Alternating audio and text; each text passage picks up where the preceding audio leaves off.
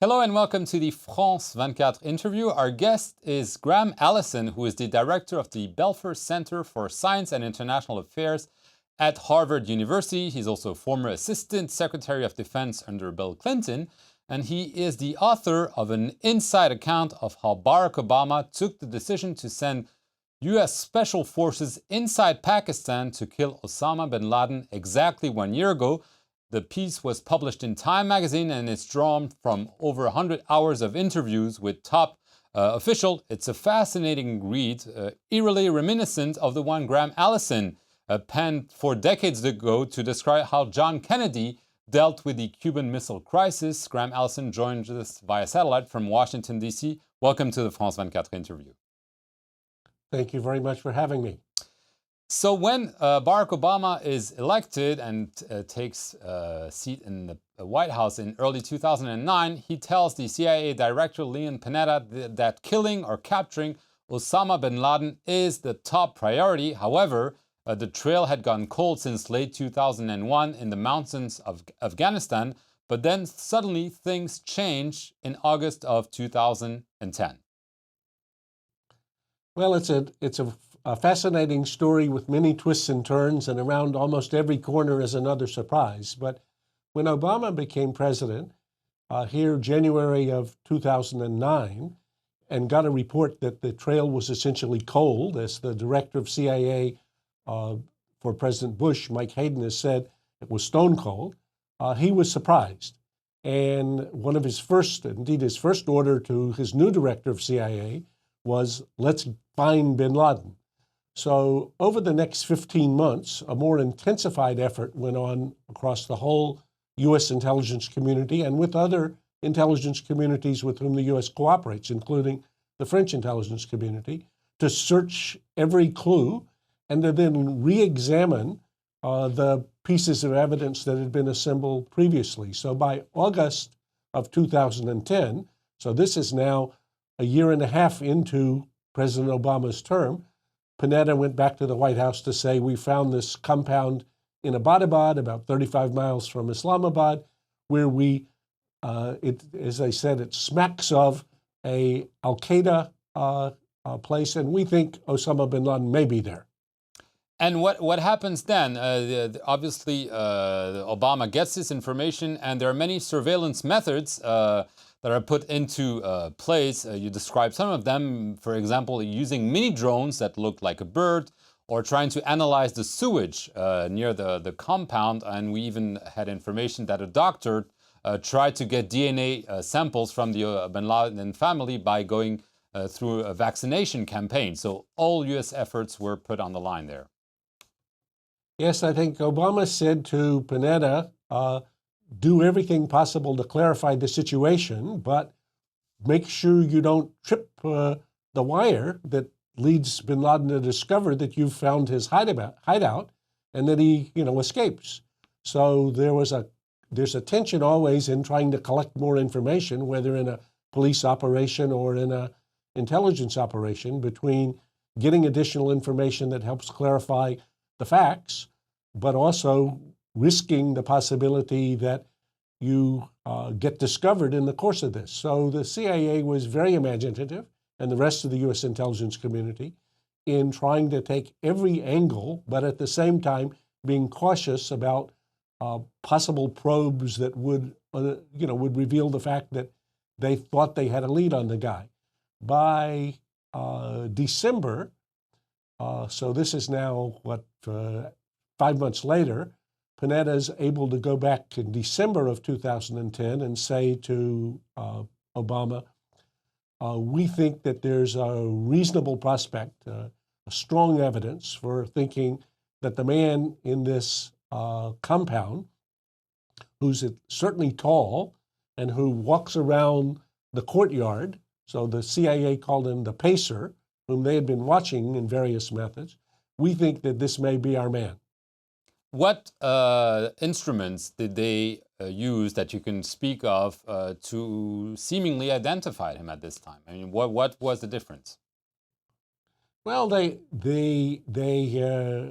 Their best clue came from the fact that Osama bin Laden was known to have one favorite courier. Indeed, that ultimately he had gotten down to using only one courier. And this courier was living in this house with his family. And there was a second family in this house. And then there was a third mysterious family, but the mysterious family that lived on the top floor had the appropriate number of wives and the appropriate number of children to be Osama bin Laden. So there was a clue. Then obviously they listened to everything they could listen to, and then they observed everything they could observe. So you mentioned the method that was revealed after when the Pakistanis caught this doctor. The doctor was giving vaccinations in the community, and they hoped that if a vaccination was taken in that household of one of Osama bin Laden's children, you could extract from that DNA, which would then give you a clue to the fact that the father was in the house. But even up to the moment in which they made this final decision, the advisors that President Obama was looking to ranged from people who thought, Panetta thought it was a 75 or 80% chance that this was bin Laden, to people like Leiter at 40%, and Gates was even below that. So Obama, I think, in the end thought it was about 50-50 that this was bin Laden. It could have been some other al-Qaeda, senior official, or it could have actually been a big drug dealer or something. So they didn't know for sure until they got their man who this was going to be. In Washington, there's also one problem, is keeping things secret. And from what you're telling, they made it. They made it a secret for a very long time. Now, I would say the biggest surprise in this story to me, as an analyst having studied many instances of national security decision-making, is that the sexiest story in town, the reporters never got to report until after the fact. Now, this was done by narrowing the circle of the people who were involved in the process to the smallest possible number, and also by extreme care at every point. But I would have been, if I had been, an advisor on the wall, I think I would have been terrified that this thing was going to leak, would pop up in a blog or in the news, in a news report, that al-Qaeda would be alerted and that the target would vanish. So this was the idea that from December until May 1st, when this was finally concluded, this president was that cool and determined to make sure that he clarified the target and to make sure who was in the crosshairs, and that there was time to aim before he fired, suggests that this is a pretty determined and controlled commander-in-chief. I mean, one of the most fascinating aspects that you described, and probably because of the uncertainty about the identification of bin Laden, is the fact that Obama, just before, a couple of days before the operation, took a vote with his main advisors, and his vice president was against it, and his defense secretary, Robert Gates, as well as the top military in the room. So Obama was facing some disagreements within his own close circle of advisors. Absolutely, and that helps us who are looking at it as students afterwards to notice that this was a tough decision. If the people in the room, if it was an easy decision, everybody would have agreed.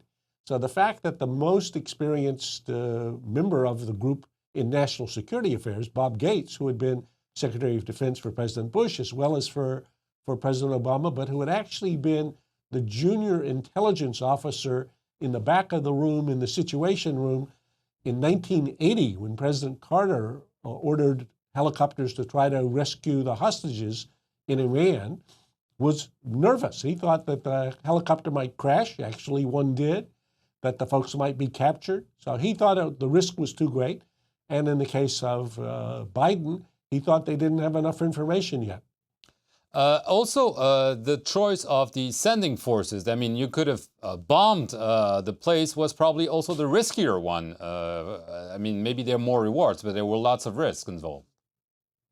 Well, looking at the 4 or 5 options that were available, Obama ended up choosing the one that had highest reward if it worked, but highest risk given the risks of failure. So, if the SEALs, 24 of them who went in, their helicopter had crashed, as I say, as one of the helicopters did. Fortunately, they had brought a backup helicopter, which they had not done in 1980.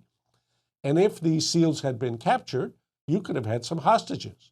If the compound had been surrounded, so you can go if, and if. So this included a lot of downside risk.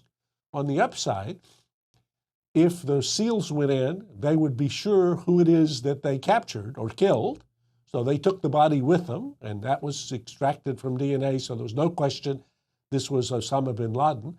They also collected a treasure trove of material there at the site in the way of notebooks and hard drives and I want to ask you about that very quickly because we have to conclude. One big question was whether the Pakistani top authorities knew bin Laden was there, and you asked the question, how come he had lived within Pakistan for 6 years with many wives, with many children, and seemingly had gone unnoticed? What's the answer? Did the Pakistanis know, and did they hide it from the U.S.?